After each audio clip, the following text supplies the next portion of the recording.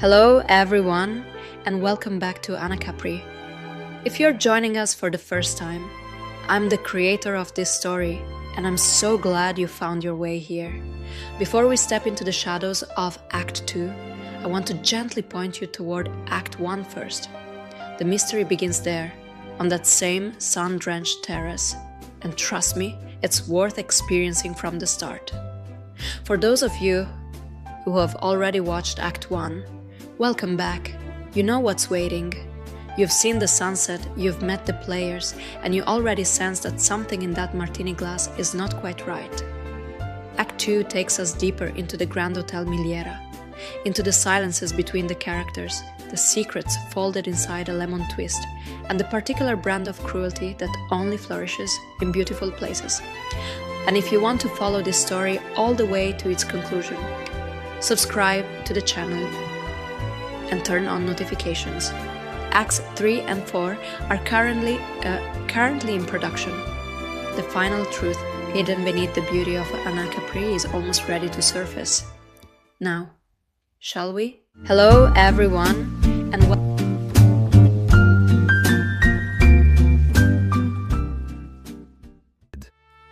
Act 2. Sunset and Poison. A Capri sunset is a serious matter. It is not simply beautiful. It is brazen, almost offensive, as though the sun descends into the Tyrrhenian knowing precisely the effect it produces. At 7:30, the terrace of the Migliera was a palette of orange and gold. The air carried salt and orange blossom, and the distant rumble of a Riva Tritone returning to harbor.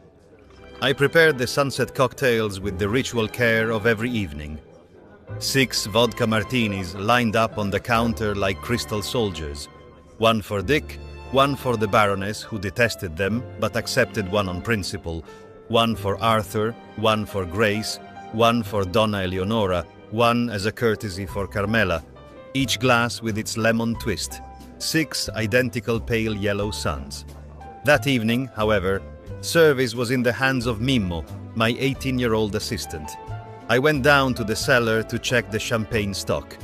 As I descended the stairs, and this is the detail I only understood much later, when it was already far too late for anything, I heard a chime. Faint, metallic, unmistakable. The Chantecler campanella from the Baroness, up on the terrace. At the time, I gave it no thought. I told myself it was the wind, or the ice in the glasses, or any of the 1,000 things that chime in a hotel at sunset. I was gone, at most, 7 minutes. 7 minutes during which Mimmo carried the tray onto the terrace without minding the order, because he was 18 years old and earned €2 in tips and had not a trace of malice in him.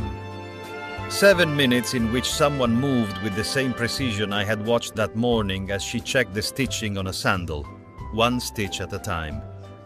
When I returned, the glasses had been taken out. Dick was already holding his, the lemon twist circling lazily across the surface.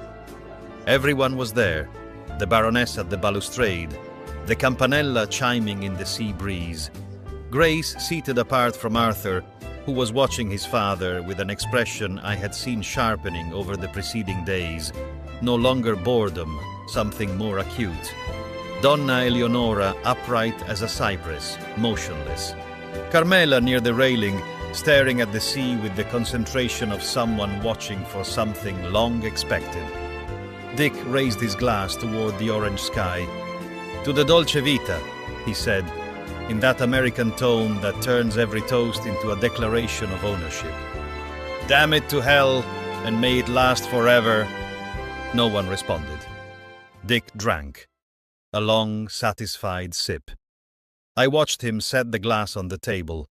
I watched him raise a hand to his throat, a slow gesture, almost puzzled, like someone who has encountered something unexpected in the middle of an ordinary conversation. I watched him pitch forward, his knees giving way. What I remember of that moment is not Dick. It is the scent. The orange blossom that until a second earlier had been a sweet note in the air, turned suddenly cloying, suffocating, like a flower kept too long in a sealed room. The sky was still orange gold, absurdly, obscenely beautiful. The Riva Triton passed in the distance with its festive motor, that summer sound, the sound of people who know nothing, and the waves continued breaking against the rocks below the terrace with the same cadence as before, as after, as always. Nature does not pause out of courtesy. Dick Sterling was dead before he hit the ground, and Capri had never looked more beautiful. No one screamed. It was Grace who broke the silence in that flat Connecticut voice that gives nothing away. Someone should call the police. Donna Eleonora went to the hotel telephone. The Baroness did not move from the balustrade. Carmela turned to look at me. 1 second, no more, then went back to watching the sea. I approached the body. The glass was still on the table. The lemon twist, the pale yellow peel, lay at the bottom of the crystal like a small wrecked ribbon. The salt air Act stings, 2. the orange peel stings the peel.